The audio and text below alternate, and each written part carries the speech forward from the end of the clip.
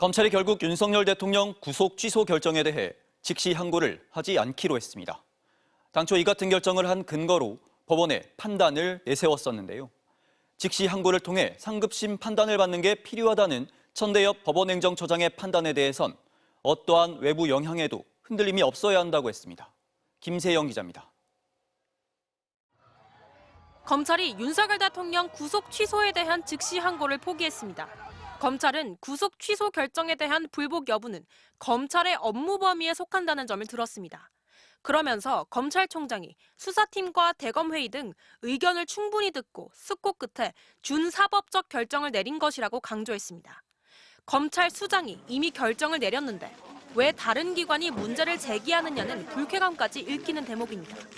즉시 항고 포기에 대한 검찰 안팎의 비판과 현장의 혼란까지 커지는 상황에서 천대엽 법원 행정처장이 즉시 항고 필요성을 제기했지만 하루 만에 검찰이 하지 않겠다는 입장을 내놓은 겁니다. 이 부분에 대해서는 즉시 항고를 통해서 상급심의 판단을 받는 것이 좀 필요하다는 생각은 가지고는 있습니다. 윤 대통령 측은 환영했습니다. 다행히 오늘 검찰에서 현명한 판단을 했기 때문에 더 이상 논란이 안 됐으면.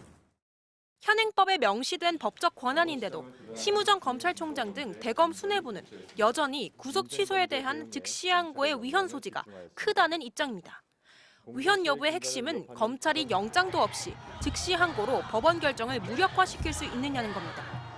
하지만 대법원은 지난 2020년 이명박 전 대통령의 보석 취소 결정 사건에서 즉시 항고라고 해서 항상 집행정지의 효력이 있는 건 아니라고 판단했습니다. 피고인이 석방됐다면 즉시 항고를 해도 위헌 소지가 없다는 겁니다.